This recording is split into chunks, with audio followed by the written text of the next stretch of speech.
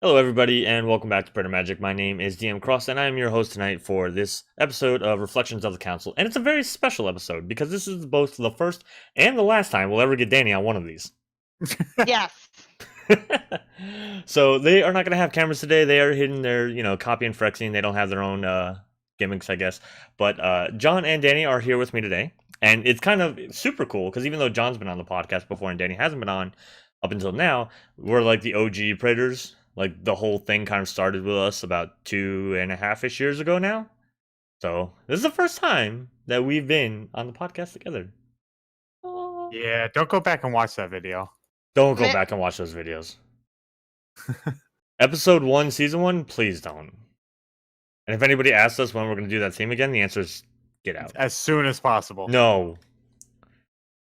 Anyway, so one of the things that we're doing today, Frexing's not with us, because he is, congratulations to Frexing, got a new job, but his new job has him working a lot. So we kind of gave him the night off because of what the topic we're going to do. And the topic we're going to do today is we're going to be talking about GP Vegas or MF Vegas. Whichever Vegas you want to talk about, that's the one we're going to talk about tonight. So these the three Vegas of us outside of the command zone? Is that the Vegas we're talking about? We can. They could be Vegas stories. Can they all be Vegas stories, though? I don't think so. No, we didn't have that much time downtown or anything. So John, Dani, and I went along with Valdor and Patrick, and Valdor is actually the one who brought up the idea and then bailed on us. And unfortunately, Patrick just moved, so he's not set up to, unfortunately, join in.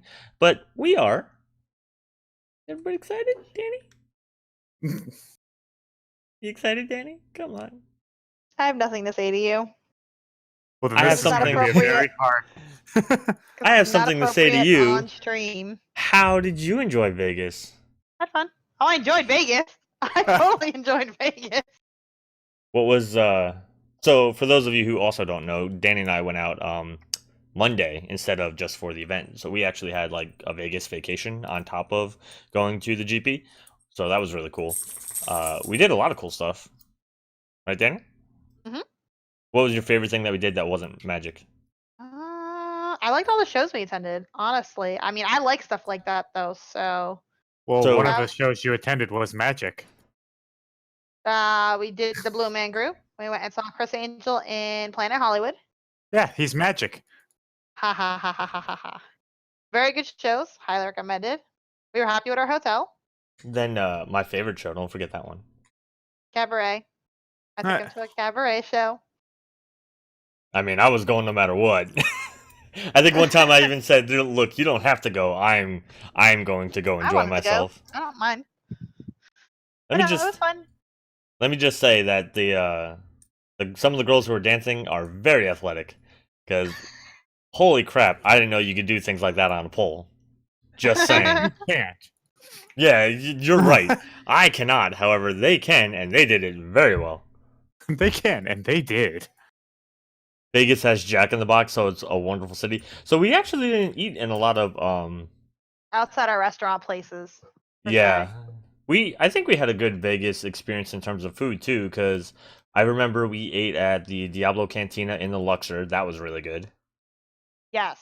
Oh my God. No, yeah, that was in Luxor. That was phenomenal. It was before the Blue Man Group show we went to. They were able to get us in, get us our food, and we had a couple of drinks before we had to go into the show. It only took about an hour, I guess, for food. And then we were able to get in the show on time. So that was pretty good because we were afraid we weren't going to be able to eat in time. I know it was one of our concerns. Yep. I would also like to point out that she says that she points out that, we went to dinner and had a couple drinks. About every couple of hours, we had a couple of drinks the entire goddamn week. That's very true, however. We started off most of our days. Yeah. We started off most of our days with drinks. We ended most of our days with drinks. There was drinks usually for lunch. I had never spent so much on alcohol than I did this past week.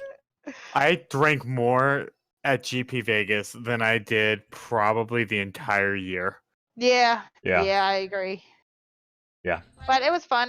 But Yeah, checking out places inside of most of the hotels were really cool if you've never been down there. We went into Luxor and it's like a pyramid, and on the inside it looks like a pyramid on the inside. It's got like a sphinx inside. It's got hieroglyphics all over the place for you to look at outside and inside. That light up. Yeah, it was really cool. Yeah. Planet Hollywood we mainly went to for the show. We had dinner at our hotel, I think, and then we went for the show. The Chris Angel show.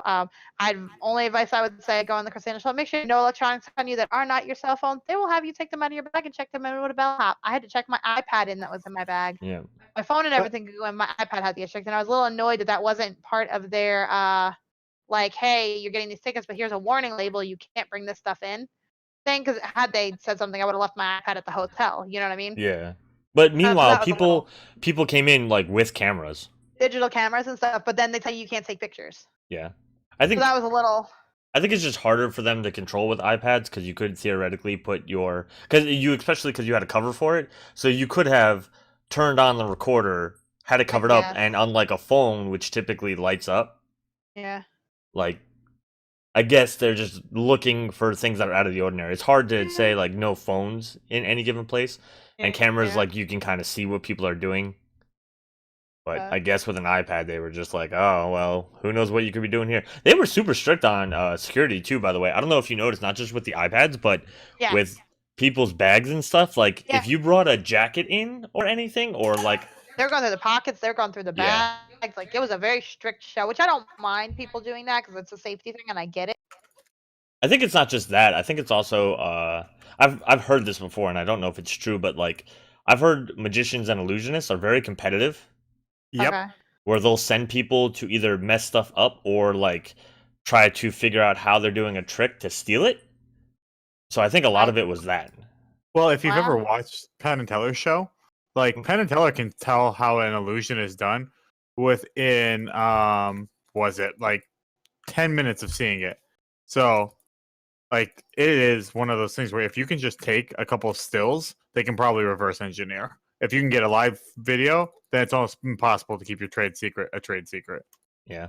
Meanwhile, like they recorded the show that we were in for, I think, a new season of his show Mind Freak.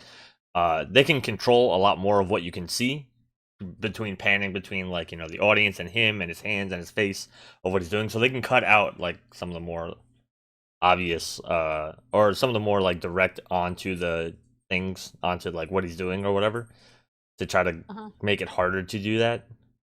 But yeah, they were very strict. I saw one dude have to like shake his jacket out. I was like, what do you think he has? Like, you could tell he doesn't have any kind of inside pockets or anything in it. And that's when I realized, like, oh, they're worried like this guy's trying to, I guess, steal his shit. So it's kind of crazy. But then after that, for the most part, like I said, we had really good food. Oh, everything we ate was great. No matter where we went, like even just the place in the hotel, like the little burger joint.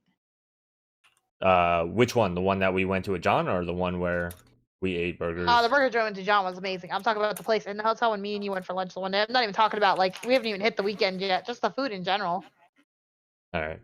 Yeah, I also did enjoy though the burger place that we went to at the SLS. What was it, John? The Umami Burger. Yeah.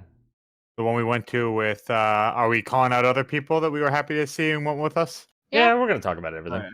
All right, cool. The one that we went to with Brandon and Kaya. Yeah.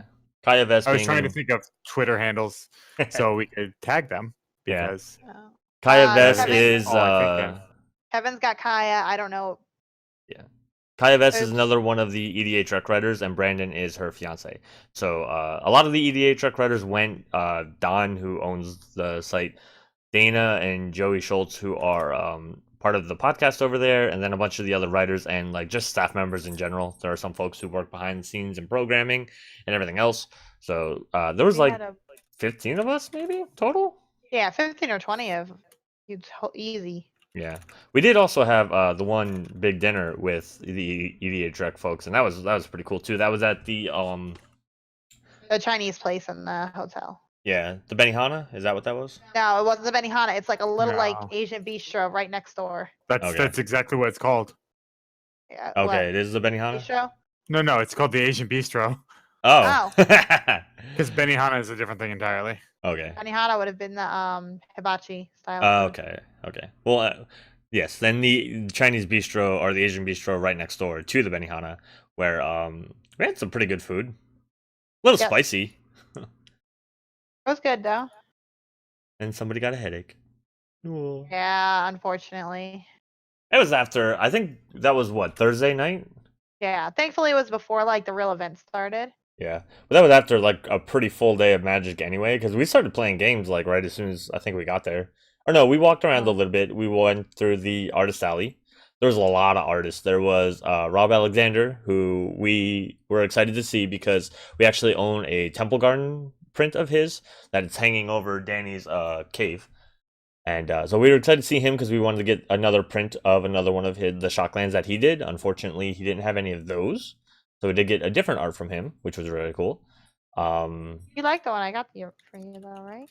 Yeah, but we both were looking for the Shocklands, right, for the series. Because he did a whole set of the Shocklands, all 10 of them. Oh, that's cool. Kaya's a local for Red Deck Tries. That's neat. Yeah, I don't know what LGS she uses, but no, those were not fun decks. Sean, don't you lie to them. Oh No. Our game was different than your game.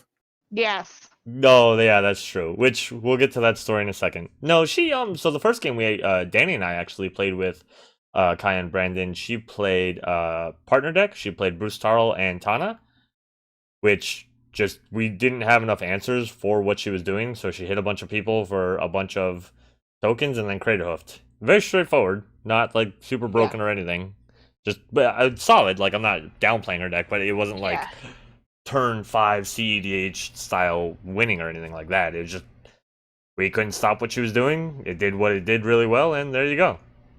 And then Brendan seemed really partial to that Omnith deck. I don't know if that's the only one he brought that like is his. The tokens in it though. Those tokens are cool. Yeah, they were really awesome tokens. Yeah. For those of you who don't know, Kaya Vess is a 3D printer, and she prints trophies. She's printed jewelry before. She was actually wearing a... Oh, God, what was that one? The Blue Mox. Anyway. Shoot, no. I can't think of it. Yeah. So she printed a 3D version of the Blue Mox, like the art of it. She's printed an Arcane Signet before, and she printed these little Omnath figurines that they used as tokens. So I thought that was really cool. Mm-hmm. Nice little added flair for another hobby that she has.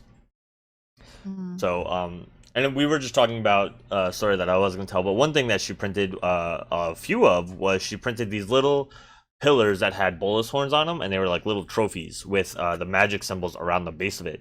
And what she was doing was when somebody would play with her, if they won, she would give them these little trophies. And one of the things that she wanted to do the most out of pretty much everything there is they won and they weren't Praetor Magic players. Well, it was a little different when you guys, because you guys both won that game. Yeah, but it was a joke. She also may have been out of him by then. But anyway, so she wanted, more than anything, she wanted to play a game with Gavin Verhey, because she wanted to show him, the trophy and everything like that. So I had talked to Gavin in previous events. Dan and I have met him at SCGCon before that, so she asked me to basically help her introduce her to Gavin, which I went out, found out when he was free, made sure Kaya knew. We snagged him, and with Austin from the Commander 99 group, we sat down for a game. Gavin played Austin's Anya Falconwrath deck. He had built a Madness deck specifically for the Commander. It's not the Precon. He had this deck basically pre-made, which John did. You did something similar. And he just basically took the Commander, put it in, and then Gavin played that. Which, one, that deck destroyed us. Two, Kaya tricked me into playing her Chaos deck. Or against it, I should say. And then three, Gavin did, of course, get to see the trophy because he destroyed us. He won very handedly. Like, I think his life total was like 25 at the end, and half of it was damage he dealt to himself. Yeah. But yeah, so that was really cool too. And like that, I still think about that deck and how well it worked. I want that list. Weren't you supposed to get the list? He said he had some of it online, but it wasn't like the finalized one that he had brought.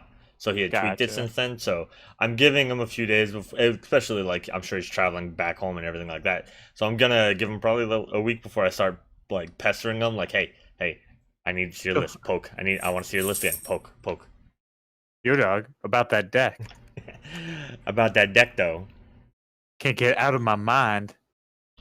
I really can't. It worked really well. There was a couple of decks like that. Don from EDH Trek, I liked his Kethis deck, which I just want everybody to know his deck worked really well, and I kind of said Kethis was going to be sleeper OP from the M20 Legends cycle, and people were like, no, it's not that good, blah, blah, blah, and it does work. It was good. It does work. I did kill him to give Dani a redemption win, though.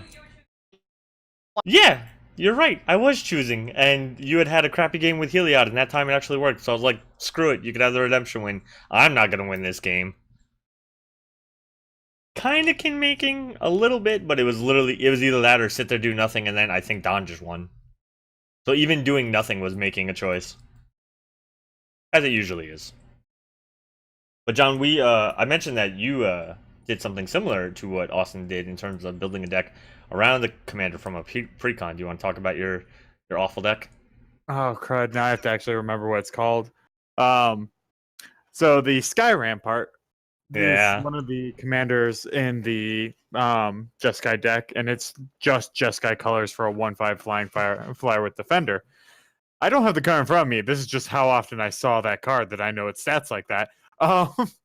And when it comes into play and everything, you get to determine what combat's going to look like for the rest of eternity until it's dealt with. And a lot of people don't like that. I'm just going to warn anyone that does enjoy playing that way. But I ended up building a very politically centered deck where you can pillow for it up. You can kind of tell people how they're going to attack, and then you can aid the people that that aren't a threat to you. And it becomes such a weird. We were talking about it in one of the games. It becomes a weird person of the person. When I say everyone has to attack to their left, the person to my left, I don't mind helping then because they're not going to be a threat to me for ever. Whereas the person on my right is obviously my mortal danger and hates me. But as he's beating the crud out of me, he could always just be like, all right, yeah, I'll help you. I don't care. I'll help you as I punch you in the face. Yeah. I don't want to say it's stacksy, but it's kind of like a weird take on not letting people do a thing, I guess. It on makes control. People decide and change how they would play. Yeah. And it's very unique in that regard. So the first time that I saw you playing it, I think, was the Usurper game. Is that when you first played it? Yes. Yep. That's what I was saying. I enjoyed it. So for those of you who don't know, Usurper is a 5-person variant, at a 5-person minimum variant, where there are 3 people and each person has a role. For 4 of those people, the role is hidden. The one role that's not hidden is the king, who starts off, everybody knows they're the king, with 10 extra health. So they start at 50. Then there is a guard, who it's their job to keep the king alive. There is a traitor, who it's their job to kill the king after the last 2 people are killed, and the last 2 people are assassins. It's only their job to just do what they can to kill the king. You're not supposed to say your role. You're not supposed to be like, hint, hint, nudge, nudge, I'm helping you out, or anything like that. You're just supposed to play the game as covertly as you can until it's basically over. So it's obvious that you're an assassin. Yeah, that too. Which, honestly, it can be pretty easy if you're playing a very aggressive deck. Dani, I know you had a Kalia deck, and you've played Kalia in Usurper with us before. I did not play Kalia that game. No, not that game, but in past games. Oh, yes. I picked Kalia before I've been given my role, and I just start swinging out at the king. Yep, because she was an assassin. I think one time I picked Kranko, and I got to be the king, and that was kind of super fun, because John did a similar thing before the wall was printed, but with an enchantment that does the same effect, where everybody can only attack right. And the person to my right, I just plowed through and said, if I kill you, I can kill the next person. Person to my right was my guard.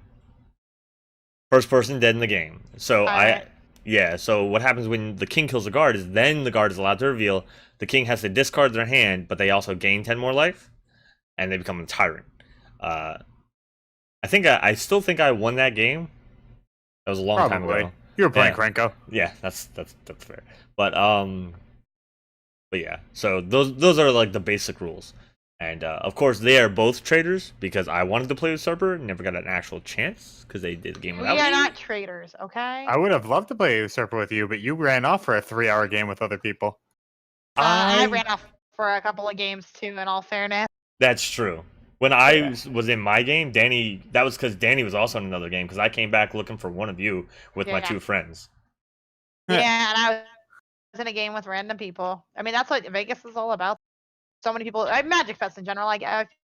Are you sure about that? My Magic Fest was all about the EDH rec people and playing games with them. I don't think I had one game that did not have at least one member of EDH rec in my pod. And I loved it because they were all great people, but it was just hilarious. Yeah. And they also liked meeting you guys too, for the record. That's good. They made comments like, "Oh, it was cool to meet everybody that we brought along," because I'm pretty sure they said it to Kaya too. We'll go with Dani first. What was your favorite play or game of the week? That's a hard really one. didn't have a favorite game. I felt like half time my decks weren't working. Yeah. I enjoyed playing. I enjoyed trying to make Kalia swing at you guys and take half your life. Oh God. I remember that. I'm so glad I did not let that happen. Yeah. You're the only one who realized it when I did it, I think. No, as soon as you played that card, I knew you had, I knew what that card did. Stratascythe or whatever the hell it's called. Yeah. It was just a matter of, I predicted John had something because he said something that made it sound like that. Because almost all my decks were control Kalia, decks. which I mean wasn't fun for me anyway. Yeah. Well, I'm gonna.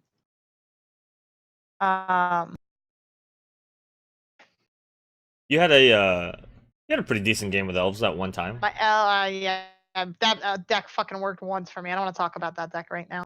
Oh, that's right. You had like 2 games, I think, where it just didn't. Yeah. Yeah. Yeah, I had a few games that just didn't work for me. All right. Well, sometimes it doesn't That happen. was a shame.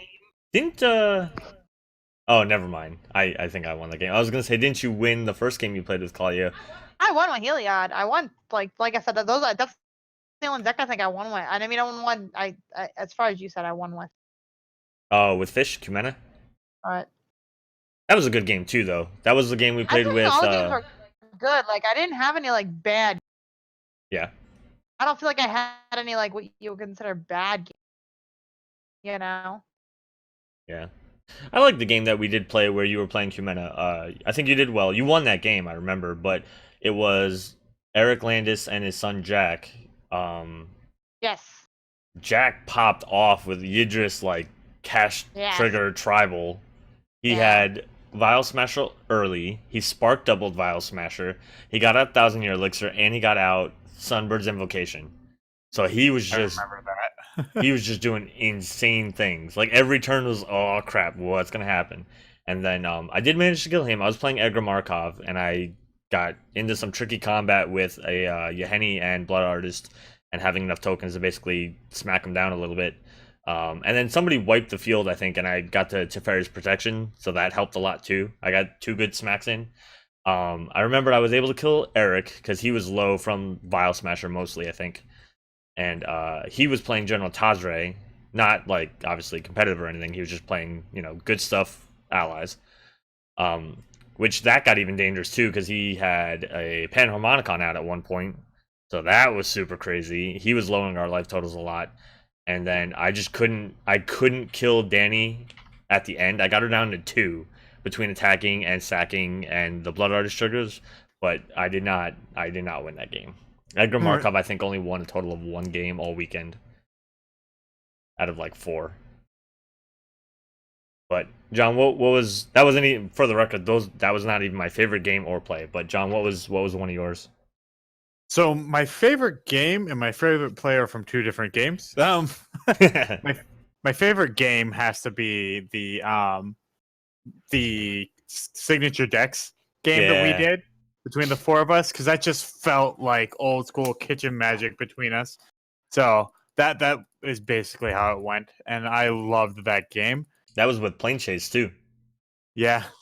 Oh yeah, that was fun. I played Kalia, and I just my favorite play was I was playing my Nahiri deck, and I had just a token that basically I was getting just stomped on all game. I had 4 land. The Kethis deck was just destroying everybody. All of a sudden, I look down and realize I have Stoneforge Mystic untapped. I tap it, put down a sword. I think it was Sword of Truth and Justice, or whatever the super like self-centered name of the new sword is. And then sort of Steel and Sinew. Yep. So I was basically protection from everything. With Balin. So nice. Double strike, hit, put a counter on, proliferate. Second strike. And it had the battle axe that makes more of itself. Very nice. So create a token of that. Yep.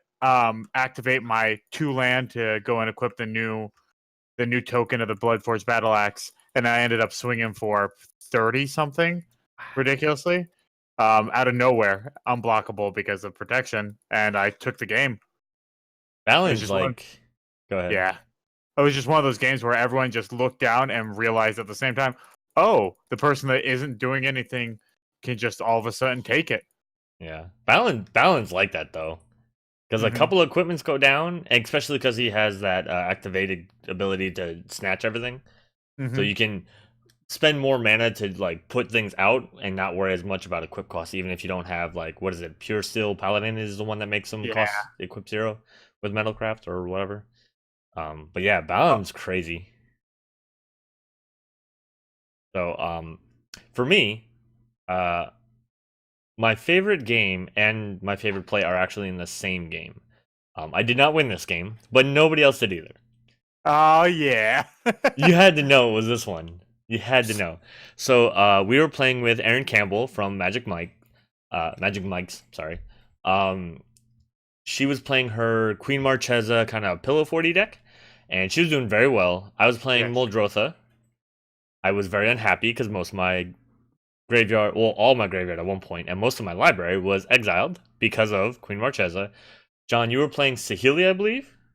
Yes, I was playing the Japanese art Saheeli, so the one that you're not supposed to play. Yeah, and Dani was playing her OG Azuri Elves. Because I remember she was so mad when Erin had out Archfiend of Depravity or Despair, the one where you had to sack down to 2. Yeah. On elves, and you were like, come on, like my best mana creators need me to have lots of elves.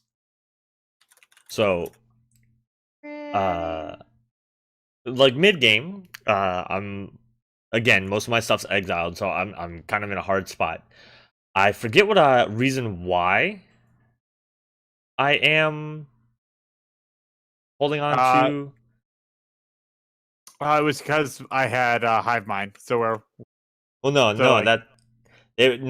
before that, I couldn't remember why I was holding on to Windfall, but I was holding on to Windfall. John played Eye of the Storm, right? I think it was either Hive Mind, whichever one lets everyone makes everyone cast the same spell. Yeah, so every time an instant or sorcery is cast, make a copy for every player, and they also cast that spell. So, and then in the very next instance, Dani played Shamanic Revelation, so everybody draws a card for each creature they control, and if anybody had a creature with power 4 or greater, they gain 4 life. I drew 3 cards because of Dani casting that spell. My third card that I drew was God Eternal Bantu. That's a new Bantu where when it enters the battlefield, you can sack permanents and then draw that many cards. And I look at John, he's the only other person with blue, and I'm like, I'm about to make this really dumb, but only if I don't get countered. And he's like, all right, I mean, if it's going to be really dumb, then sure, let's see what it is. I play God Eternal Bantu, and I say, in response, I'm going to, tap all my lands, all my remaining lands. And I'm going to have 7 mana floating, variation of colors in black, blue, and green, and colorless. I then announce that I'm going to sacrifice my entire field. And that's where John's like, maybe I don't want this to happen? What do you... like, go on. You're obviously doing something crazy. What are you doing? So I had 16 permanents, because, like, my lands, my artifacts, my enchantments, Bantu herself, everything's gone. between the card draw and Danny Danny drawing us cards and just the cards I had in hand, I had 23 cards in hand, and just say, Windfall, Eye of the Storm triggers. And everybody just looks at me like, what did you just do? And naturally, Windfall with 23 cards in hand 4 times is more cards than anybody's going to have in their deck in mid-game, especially if I'm able to sacrifice 16 permanents. So yeah, we Windfalled for, I believe it was 96 cards? Oh, it was way more than that because you had like 32 and it's 4 players. Oh, it was only 23. I remember. I counted. But still, even if it was more or whatever, it was at least 90 cards. I remember that. Yeah. So, yeah. I didn't win that game, but I won that game. So that was my favorite play and my favorite game. So, that actually leads into, if you don't mind, something that Red Deck actually brings up. And that's, commenting that Saheeli's, looks beautiful enough to be above the rules. And the amount of people that I looked at was like, hey, this is who I want to play as a commander. Do you mind? I played her probably 8 to 10 times with no one caring. Yep. And I thought that was a really interesting thing with how heated the conversation can get about it, to just no one even one cared, but even gave it a second and a thought. It's like, yeah, sure, whatever. We even had a judge come over. If you remember, right. I forget what games we were playing, but a judge. So there were judges in the command zone in MTG Vegas, which was pretty cool. Yeah. And he just looked at the field and he kind of gave John a quizzical look, like, who is your commander? Because he didn't see anything in your command zone. You didn't have a legendary creature on the field. And he said, I'm playing Saheeli. And then he looked up and was kind of looked around, and Valdor, who was playing with us, even turned and was like, yeah, we all said okay. It's like, cool. I think it's because I had an Elvish Mystic at the time. So every time I cast a spell, I gained a life also from these servos. Yeah, you had a green permanent in your red-blue deck. And again, he didn't know what your commander was at first. Yeah, he stole it from me. I borrowed it. You got it back. No, I did not steal your Well-Wisher. I stole your Soul Warden. Yeah, your Soul Warden. My bad. Yeah. Yeah. Or Essence Warden. I'm sorry. Soul Warden's a white card. But yeah. So, I mean, I played my Kiora deck a couple times. The first time I played it was against Kai and Brandon and Danny. I played it a couple times in the command zone, and it was... Nobody seemed to really care. I think the most of it that came out of both me and John playing is that John has the anime art version, so yeah, it's in Japanese, so people didn't know what it did. I think that was the most that ever happened when people were like, well, what does it do? So that I know what I'm saying yes to, and that's fair, right? If anybody dropped Japanese or German or any other kind of cards, I would expect somebody to explain what the card does so that we make sure we know what we're doing. But aside from that, yeah, nobody ever said no. Not once. I'm honestly debating just building more decks like that if obviously a Planeswalker strikes my fancy. I still have my Cost of the Hammer around here somewhere, which I was going to build into an Oathbreaker deck, but didn't have time, so maybe that'll be a deck. Mono red Fireball Tribal. I mean, he gives you free mayonnaise. So, I will say my probably worst game, quote unquote, was when I was playing Cranko and I was going to play Stolen Strategy, but I died right beforehand because I love Stolen Strategy. I didn't even get to play it because I have to wait for my upkeep anyway to get all the cards. So Stolen Strategy being a battle bond enchantment that says at the beginning of your upkeep, everybody reveals the top card of their deck, and I can play those cards for free. I had it in my hand, and I didn't even get to put it on the field, let alone trigger it. So that kind of stunk because I was super excited about it. There were some other cool cards in Cranko that I didn't get to show anybody either. The new Modern Horizon card, Tectonic Reformation's in there, where all your lands now have cycling for a red. I like it. I never got my Sphere of Safety, though, in Heliod. I was sad. So that actually, about not Sphere of Safety, but... Not Sphere of Safety. Side. Oh, you played Sarah Sanctum once. Oh, I did. Yeah, you did. Because one of the people that cosplayed saw it and commented on it, and then you guys took a picture together. Yeah. No, we said I played it because we ran into her leaving. Oh yeah, that's right. Because as we were leaving, I said, "Do you know who this is? This is the person who owns the land at blah blah blah." You're right, but you did actually play it because you activated Heliod off of it like 3 times.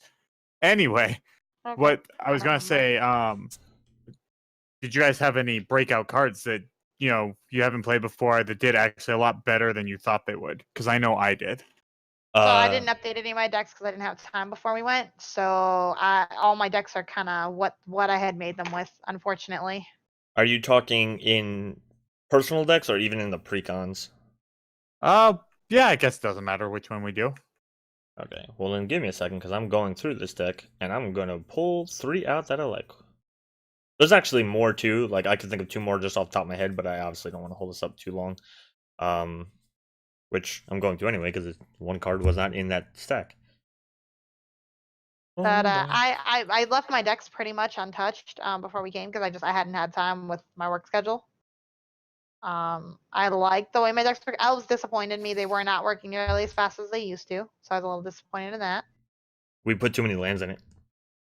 Right? We didn't have negative 30 lands. Negative 30, not under 30, but negative 30 lands to where like you were just missing 3 spots. 20 something lands in it. 29. I know because I counted them a million times and just did mathematics about it. You made me do mathematics about a deck. Not even in like a how to improve it way, but just in a I have to prove that this shit doesn't happen. But it did. Yes. And it worked way more consistently than it does now. Yes. You made me do math. Alright, so I did find my 3 cards. So I played the Sultai Kadena Slinking Sorcerer Faceless something or other precon deck. I really liked it. I'm actually really glad Henry from EDH Rec actually traded me for it. I had the Madness deck originally, and I know Sultai's not really his jam, so I offered to trade him, and he did, and I was very grateful because I really did enjoy playing this deck. The 3 cards that I am going to pull out, I'm going to start with the one that John's going to get me first with, and it's going to be Scroll of Fate, which is an artifact for 3 mana and tap to manifest a card from your hand. Yeah. I was like deliberately not going to UG, and then I heard I was like, yep. Yeah. It was involuntary. So I really like this card for the deck. John's concerns with the card are 100% valid in terms of the flavor of what Manifest is supposed to be like. But for the deck, this was a really good card. Turning a land into a Manifest and then having Kadena trigger off of that. It's basically another free morph, which Kadena already gives you your first free morph. So these 2 cards together were phenomenal. I really, really enjoyed every time I activated this card. The second card killed me in a game, essentially. But I was basically trying to mill myself out at this point. It's Ghastly Conscription. It's a mythic rare sorcery for 5 black.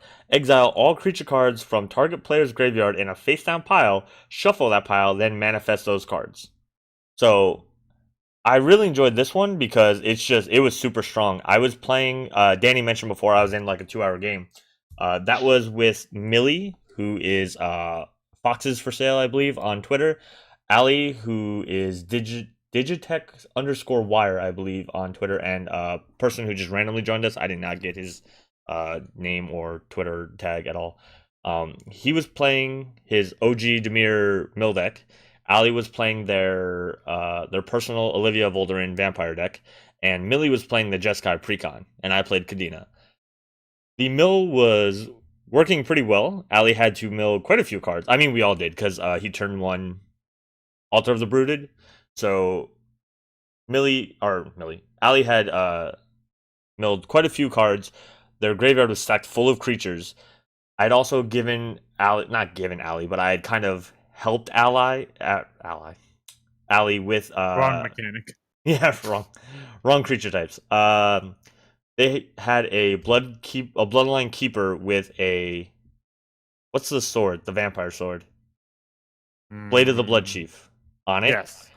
I had sort of wiped the board of all like 3 drops and under, and I forgot what Blade of the Blood Chief did. So Ali had like a 30/30 flyer, that I somehow managed to talk them out of hitting me with at least once.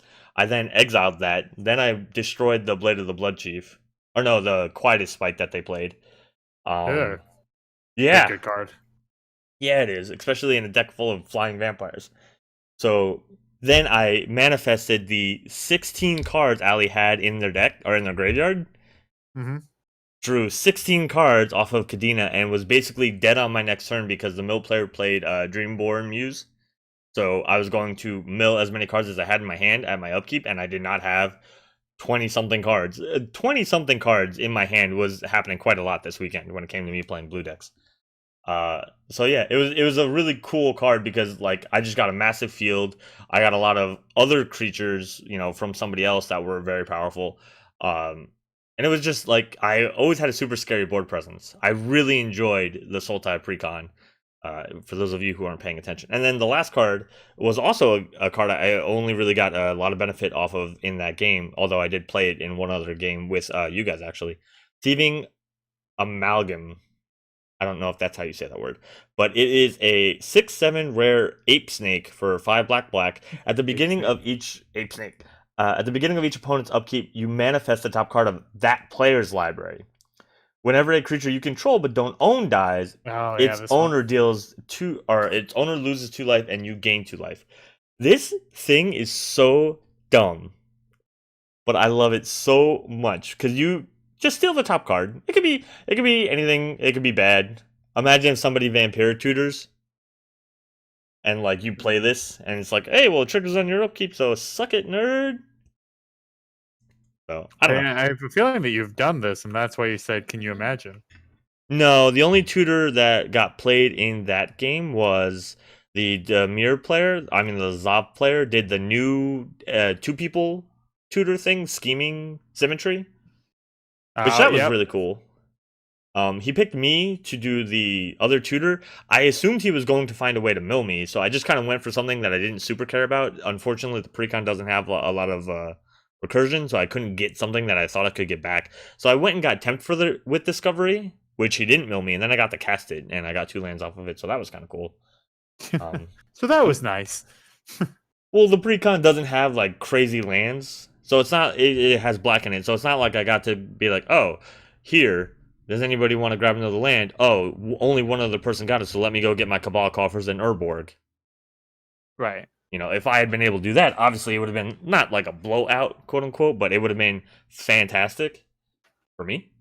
But yeah, it was an interesting thing. Like he was able to do it again, and in a mill deck, I just assumed he was going to steal whatever I did.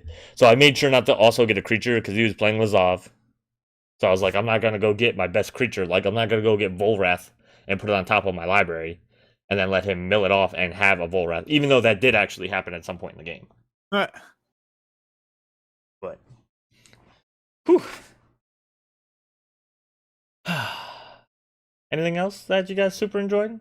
Aside from... now that you're done with your, globetrotting on it, yeah, I actually did have a card that I was going to talk to when I brought up the subject, believe it or not. Enchanter's Bane. I know Seth has saw me play it probably way more than I ever should this weekend. It did surprising amounts of work and was not respected at all. So I never was punished for playing it. Even when it was just chip damage, because one time you were just picking somebody with a carpet of flowers and 2 blue decks. Yep. And taking 1 was more than taking 0. Yep. And it always put the pressure on him to do something. Plus, if his thoughts ever changed, I then knew it. I knew when he changed priorities and was like, oh, well, all right, well, I guess I have to start, I guess I can no longer take it. All right, something different has happened in the game state according to his mind. Yeah. Yeah. I've played Enchanter's Bane, it did work against 7 times. It did work against Erin Campbell because she had Phyrexian Arena, she had Revel in Riches, she had Assemble the Legion, she had Erebos, and I want to say I killed Erebos that way. Yeah, she eventually elected to sacrifice Erebos, which normally is not a way. Normally there's not an easy way to get rid of Erebos, especially if he's not online as a creature. And I want to say Palace Siege was the other one that you did not, and I killed a Palace Siege too. That's right. She was losing chunks of life. I mean, I think the Palace Siege was kind of in a decent pick when that was her only one because she gained some life back. Yep. So she loses 5, gains 2, so that means she only really loses 3. But yeah, you get away with chipping people and just saying, "Hey, sorry, you're the only one with an enchantment." You're the only one with an enchantment gets you out of jail so much with it. Yeah. That's very true. Because I think you did that a couple times to Dani, and she just didn't think twice about it. Because like, what were you gonna do? True. The only other alternative was for you to pick yourself on Enchanter's Bane, and that obviously, like, you're only gonna do that when there are no enchantments on the field. Nobody should expect you to take, what is it, 3? I think it's 2 red. Yeah. Yeah. No one's gonna. Red. Yeah. No one's gonna expect you to just colorless. So 2. Sorry. Oh, okay. But still, nobody's gonna expect you to just take 2 damage to keep it around for the next enchantment that might come down eventually.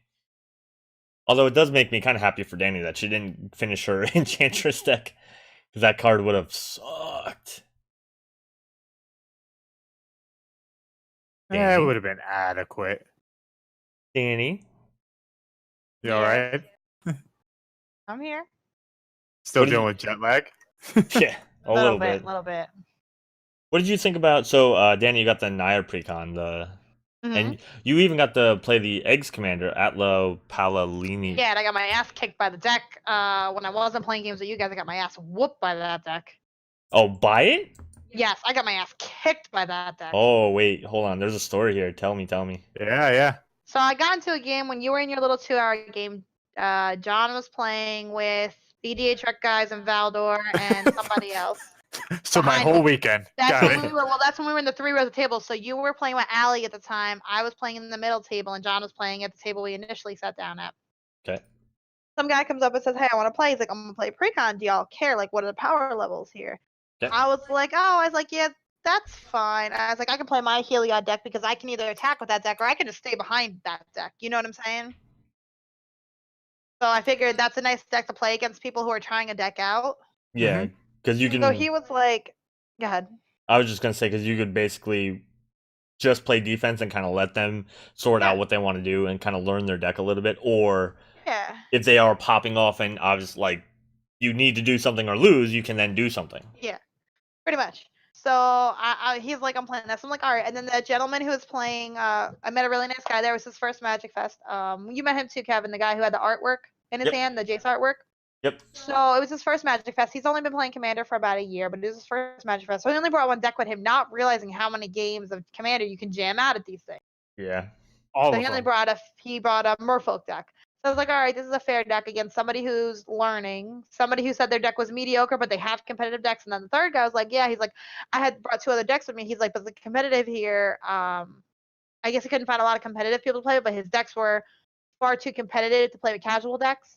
Okay. Because he said it was kind of wiping the floor people is what it sounded like. Yeah, that's probably a competitive deck would. Yeah. And like, it's nothing, you know what I mean? But no, so he was, so he's like, "I'm just going to play the Commander Precon." I said, "Well, which one you got?" I was going to play mine, but if you have the same one as me, I'll change decks. And that's when he told me he had the one I had. So I was like, all right, cool. So that deck goes wide. I didn't get it to go wide. I only played it like 2 or 3. I only played it like twice, and I never really got it to work. So this deck, with him, he played the original Commander. Okay, get red. Yep. He went wide, pumped, and was swinging for like 30 damage on turn like 5 or 6.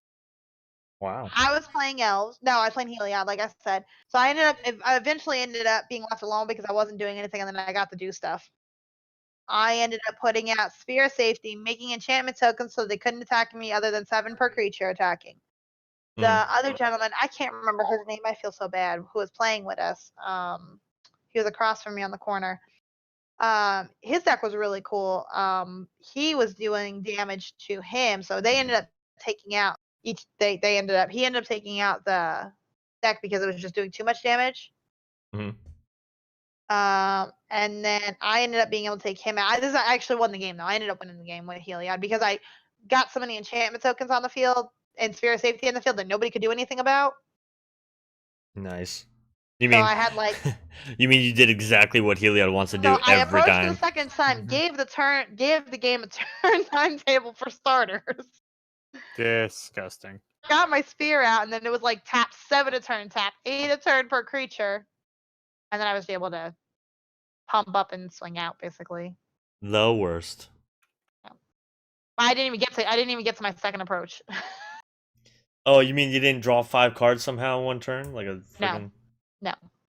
like the But one yeah, time no, on but that yes, episode? when I tell you that this deck worked beautifully, and I'm saying I played 2 games with a guy playing that. I think I played Elves 1 game and I played Heliod the other.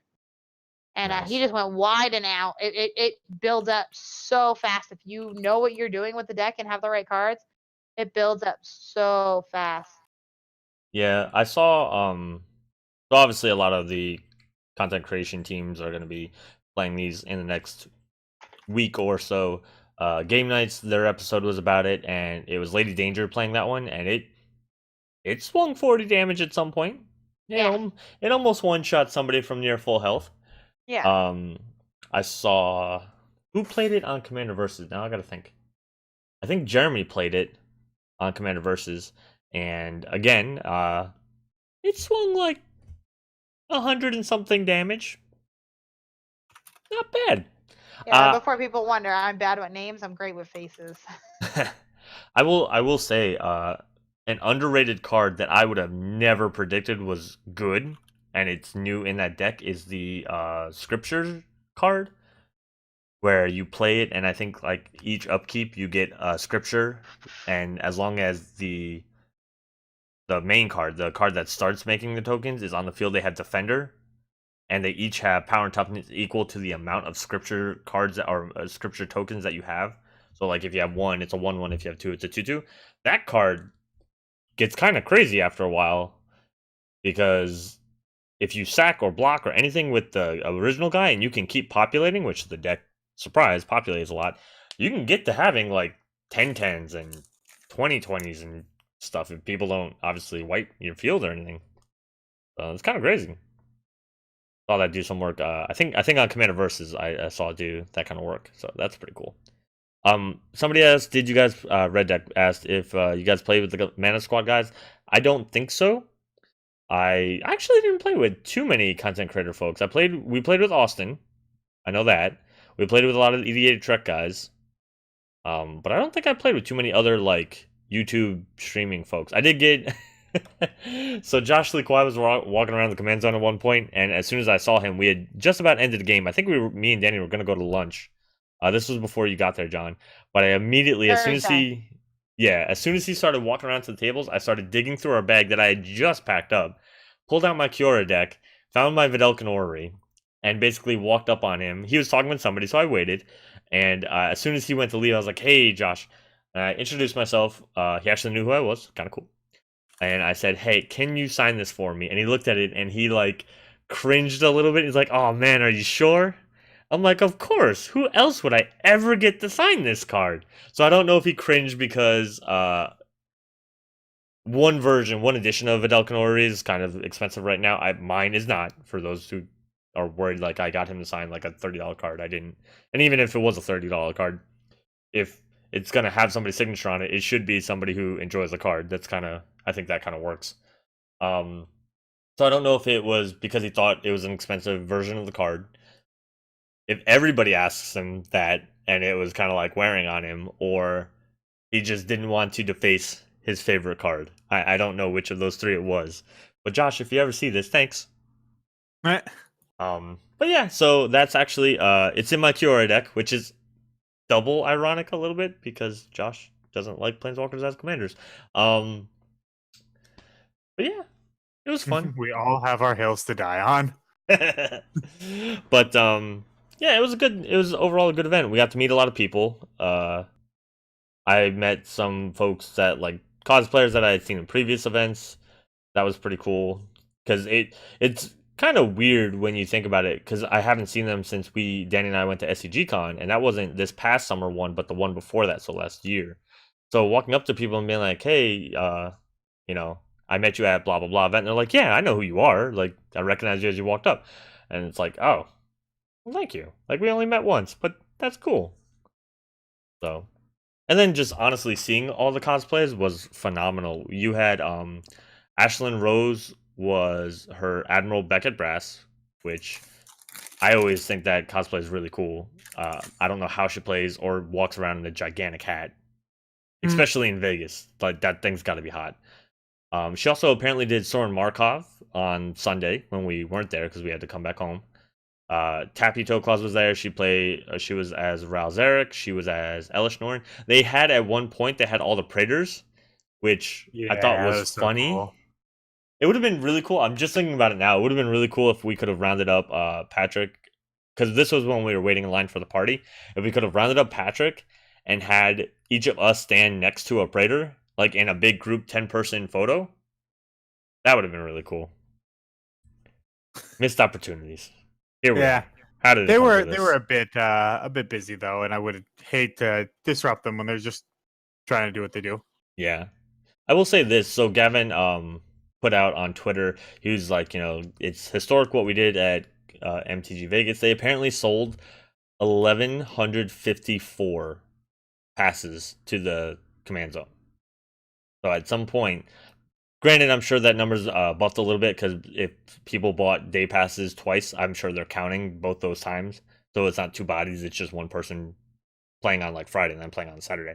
But still, imagine, I can't imagine that buffs it up more than like 50, 100 at most. So at least 1,050-ish people were in the command zone throughout that weekend.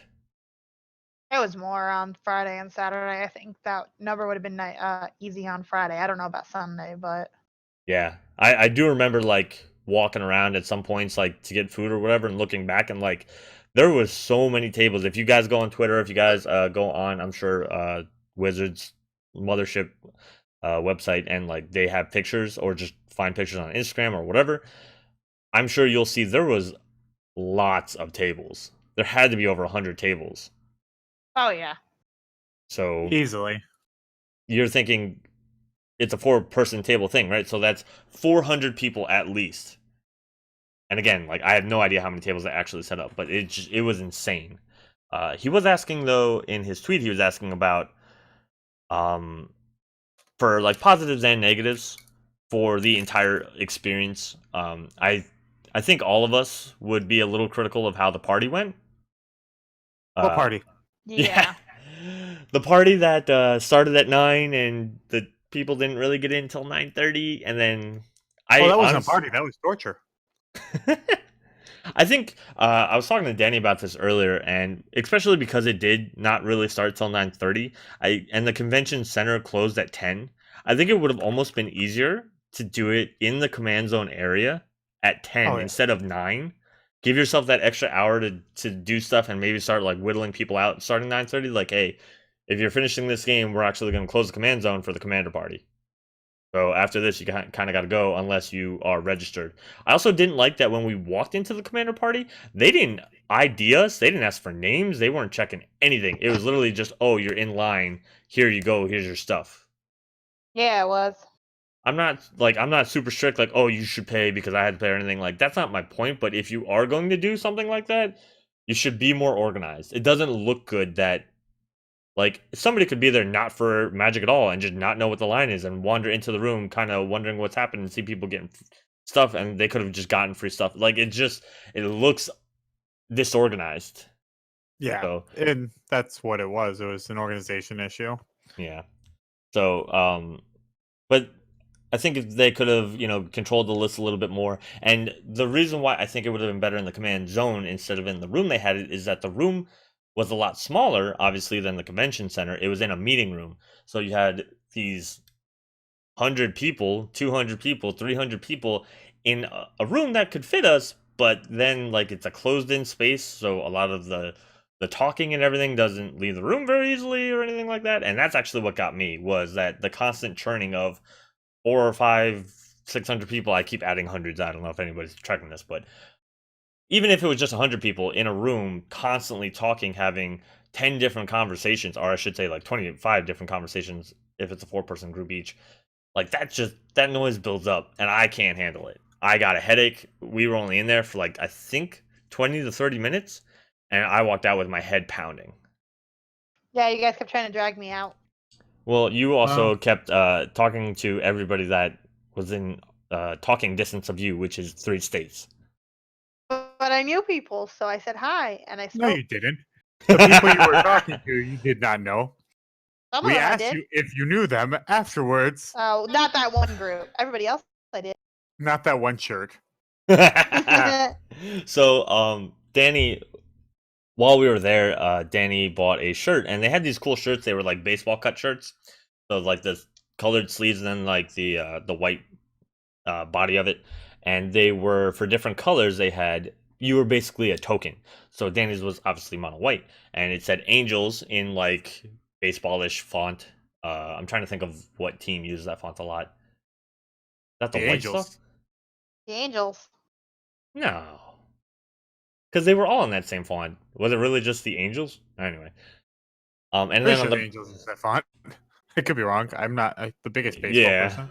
I won't argue with you because again, I'm also not the biggest baseball. But on the back, it had 4/4, which is obviously the standard stats for an Angel. They had different ones. So for green, it was Squirrel 1/1. For I forget what blue was. Red was Dragon 6/6. Black was Demon 5/5. 5/5. Yep. And then we started picking on Danny because she actually told somebody where to get the shirt from. He went and apparently bought one, and it was the demon one, the 5/5 one. So we just kept calling this guy the 5/5 demon the entire time because he kept bumping into Danny. So he kept bumping into Danny and getting her attention. All right, really? That is the nicest way to say it. He was just connecting. Yeah, he was just being friendly with somebody that he met, and we were just picking on Danny because that's what we do. I mean, that's what we do. But yeah, so that was what? That was one of the people that she bumped into in that group. So that's kind of where we're going with this, I guess. But yeah, I mean, there was a lot of celebs there in there too. The Commander Clash guys were in there. The Commander Versus guys, at least 2 of them were in there. A lot of cosplayers. The Commander and folks were in there. EDH Rec guys were in there, etc., etc. So it was a good space. Like, it was a good idea. The concept was really solid, but I think, especially because before the event, like when they were selling these tickets, it sold out once, and they did something to get more spots and sold some more, because that's the way we got in, because we originally hadn't signed up when they sold out the first time.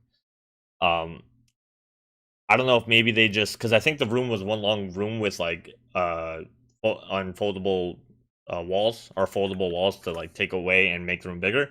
So I don't know if they just rented more space or what have you, but whatever they did, I think having even though it was a big room, having it in a room like that is not the best idea with that volume of people, which hopefully they did see that this time, and they're going to do it differently next year. If they even have the Commander Party, I imagine they would, because it did seem to be successful. The room was packed. If it sells that much, then they're going to. Yeah, the room was packed, so I imagine they're gonna have it again next year. So if they do, hopefully they did notice that, like, that was a lot of people to put into a small room, and even the tables were close together. They were closer together in that room than they were in like the command zone. So it even made moving between the tables kind of hard, because I know I had our backpack on, Danny, and like twice I had almost bumped somebody in the face just turning around. So that was also kind of like, not super crazy about that. But a lot of people got to play their pre-cons as soon as they got them, ripped them open. Yep. I had to wait till the next day. As did I. Yeah. Well, you immediately ripped open your pre-con and took the wall out and put it in your wall deck, so. Yeah, I did. But I didn't get to play it, because we had robots making us alcoholic drinks instead. That was cool. That is true. So we hit the strip after the party because just Vegas. The 3 of us, Valdor, did stay in the party that night. Yeah, that night. As did Patrick, and a lot of the EDA truck guys. We hit the strip for a little while. We went and got food at PF Chang's, which we were trying to go to the Diablo Cantina that Danny and I had eaten before one of the shows, but unfortunately we went to the wrong hotel. We wound up just at PF Chang's, and then there was this Tipsy Robot place, like right next door practically, and you order a drink and you watch these robot arms select your alcohol, pour it, shake it, get ice, blah blah blah, and pour the drink, and it slides down to you. Which, for my drink, it came down to me, and the woman who was tending the robot even came up to me and was like, "Hey, it actually missed something in your drink, so I'm gonna take it. And I'll be right back." Complete shit. Yeah, completely ruining the purpose of this, but I paid a robot to make me a drink, and there was a person involved. What the hell? the robot was just a little tipsy. It couldn't help it. Yeah. I'm guessing that it ran out of whatever it was that was missing from the thing, right? And that's probably why I did it. But still, it was cool though, because you're literally just having like tables with like the tablet ordering screens, people clicking on it, and then they just stand around, and there's next to no employees in the actual quote unquote bar. It was the woman tending, and I think like another guy. Yeah, I think there's 2 of them total. Yeah. Just manning a not quite bar. And it was relatively quiet, and it was probably the nicest kind of bar we went to. Because it wasn't super loud. It was expensive though, and I think that's why it wasn't busy. No offense. They got to maintain that robot, and apparently keep feeding it drinks. Otherwise, how else would it be tipsy? I made bad jokes all weekend. You weren't the only one. I can't tell you. Oh man, I was playing with I was saying before about the game where I played the pre-con for the first time with Allie and Millie. I made so many bad jokes, and Allie would just constantly look at me like, why did I agree to sit at this table? Allie, if you ever see this, I'm sorry. Sorry, not sorry. I warned them. This was the best the jokes got all night. I forget what stupid joke I made, and I'm not going to take the time to remember because I never will. But yeah, it was a good time. 10 out of, or no, on a scale of 1 to 10, would you do it again? If it was free. No, I'm kidding. So, I said this going in. I didn't go for Magic. I'm not going to lie. I got such a renewed, desire to play Magic from it, which is something I was not expecting. Mm-hmm. So I do highly recommend. It is really ridiculous just how well it made me go from all right, I just play Magic with my friends because it's what they want to do, to man, I love playing Magic again. Yeah. I would say if it's something you want to do, pre-order passes if it's something you're interested in, because the price does go up for when you're there. Yeah. Which I think, like we said, I think they should do something that doesn't include incentives so people can buy into the command zone a little cheaper. Or just use all that free space they have and put out some more round tables. More tables. I agree. Well, it's funny because for 2 of the days we didn't need all the tables, but what was it, Saturday? Yeah. We didn't have enough tables. Yep. Yeah, there were people standing up around the outer ring of the command zone at some points, waiting for games to open for tables. Yeah. Yeah. So all in all, I would do it again. I had fun. Like I said, I would never go if we didn't pre-order the stuff we wanted to pre-order though for it. Yeah, you would never go just to show up and see what you could play or where you could play. Yeah, if we're gonna do it and there's a command zone, I don't want to pay for it day by day though. I wouldn't pay for the party again as of right now unless somebody told us next year it was phenomenal. I would not pay. I would not. No offense, waste my time with it. Yeah, it wasn't geared toward us as an audience. Yeah, I think the panel was a good idea, but I think with people playing and drinking, I think there was just too much going on to do a panel and what they did. Yeah. Because you can't just quiet a room down of a bunch of Magic players to do a panel. You know what I mean? In mid game, especially. Yeah, and then like I said, they had an open bar, so no offense, people were drinking. Some people get rowdy when they drink. That's just how it goes. Especially when they have that open bar was pretty expensive too. Yeah. Was it? Okay, I hadn't been over there, so. And they probably get extra rowdy when they start off the day with 6 mimosas. That one day, and I was pretty good. I was well behaved. Leave me alone. I don't have a witness because John wasn't there that day. And yeah, you guys were pretty light on the mimosas the second day. The waitress in the server the day that you were there was not as keen as the one we had on Thursday. I tell you, we drank down to half of the glasses. And, and first of all, we got 2 glasses that time, so it wasn't one person sharing a glass like we did.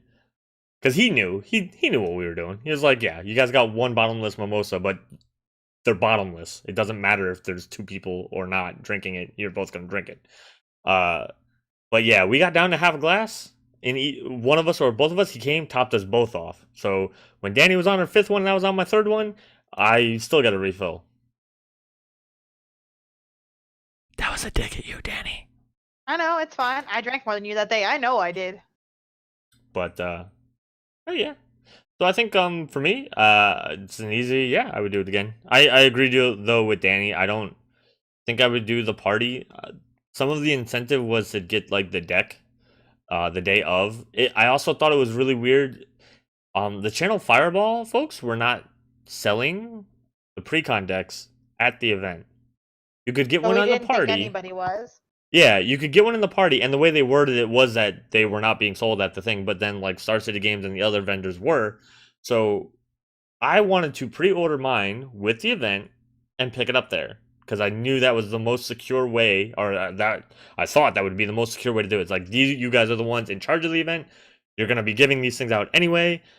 Let me just buy the ones you have on sale. And then like I might not have done the party if that was the case, but they said no, the only ones you're going to get from us are at the party and they're random.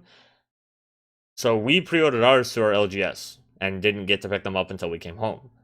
I think that's the only big thing I guess I didn't like about it, but I will turn around and say they should do the command zone at every Magic Fest. Opinion. You don't have to do it on as grand a scale. I'm sorry, I kind of talked in front of you. No, go for it.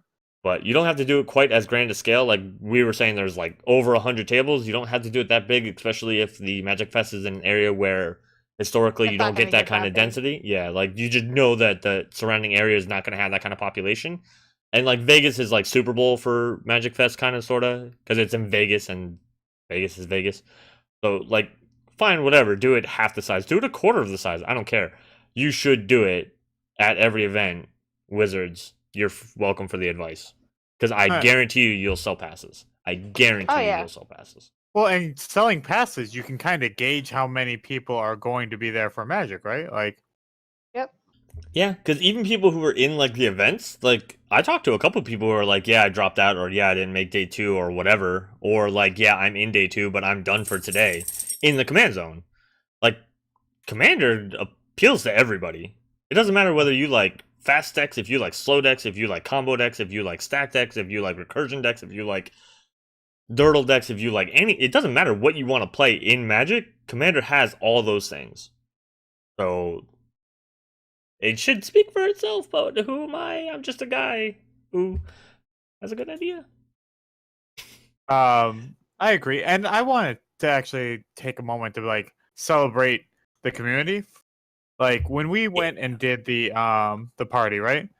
The way that they did the pre-con was you stand in line, you get given one, and sucks to suck if you didn't get the one you wanted.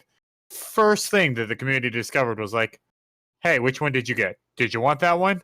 All right, well, I know Ted over here, and Ted doesn't like that one either, so he'll trade you. And if not, we'll find 3 other people to do the most complex trade we can manage. Yeah. And I don't think anyone left that hall like with a deck they didn't want. Yeah. I'm 99% sure that everybody walked away at least satisfied. Maybe if they didn't have the dream deck, right? Like if somebody came in and there was a rank or whatever, maybe they couldn't find one person to trade for their absolute favorite deck or whatever, but nobody left with a deck that they did not want to play or did not want to own. You know what I mean? Right. Unless for some reason you bought the party and you just didn't want to own any of the 4. But then, you know what? You're cheating. But yeah, everybody left with at least some level of happiness with their product. And that was a good idea for, you know, the people who I don't know who started it because we were toward the end of the line, but whoever like I guess made it obvious enough that like, hey, I don't want this one, but you do. I like the one you have. You want to just switch them out? Great. That was really good because like I said, I originally got the Madness one. The person that I traded with, I didn't think was going to like the Sultai one, and he kind of gave me a look, like a smiling look, like yeah, I wasn't really thrilled to get this one. So I was like, I have the Madness one. Do you want that instead? And he was basically like, yeah, anyone but this one. I'm like, all right, I'll take anyone but this one and the Jeskai one because apparently not many people liked my favorite deck. It was on power level, I guess. It was kind of the hardest of them. And it's also hard, Jeskai and like ramp and stuff. Good on card advantage. Taste. Yeah. But all right. So we would all do it again. There you go. Vegas 2020. Here we come. Hopefully. We'll see. Start saving up now. Start saving up now. Kids. Yeah, bring them with us next time. Save up the kids. We saw kids in Vegas. They'll be fine. We'll teach them how to play Magic. It'll be great. Then you'll have 4 little addicts instead of just me. I think she passed out of fear.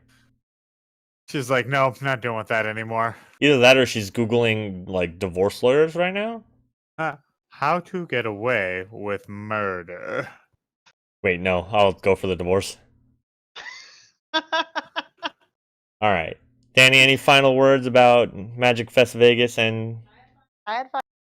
Good. What about you, John? She had fun. No, it was a blast, and I look forward to seeing other people again. Like I was not the much as I like and have fun with Magic when we play it for like Praetor Magic and everything. I was not looking forward to like, all right, I'm gonna play Magic all day, every day. Tabletop Magic. Let's be real. Yeah, and it was amazing just how fast that opinion got changed in that setting. Especially with randos. Like we've talked about it before, either as a group or just like on this podcast we've even talked about it. Like sometimes playing with randos is scary. But I don't think I had any bad like stomp games. I had bad games where like I didn't draw well or something like that in a deck, but that was just the way the decks worked at the time. I didn't have anybody come up to me and just kick the crap out of me. Except for Gavin. He kicked the crap out of me. But that wasn't his deck, so it was a good deck. I'm still like, if anything, that time it was like, oh man, I got to see this list. I got to see what he's doing because it's good. But yep, and again, I echo their thoughts. It was great. Before we go, of course, we want to mention you guys. We have been sponsored now by inkgaming.com. Make sure you use the affiliate link down below everything. Use the Praetor 10 coupon code to save yourself 10% off. Ink Gaming is your game, your style, so they do custom playmats and everything else like that. I actually did get to use my custom playmat that I got for Praetor Magic out there a little bit. Great playmat, well done. Side stitch is really cool, and it tends to get the side stitching people tend to notice because not a lot of playmats are like that. So, and then of course they do a bunch of other stuff. Yeah. Oh, and me and John wore our Praetor shirts that were made when we were there. Oh yeah, too. check out our Twitter for that. We have pictures from like the entire event and. It was super fun. Yep. And you might see them with a price tag attached soon. Who knows? Hopefully soon.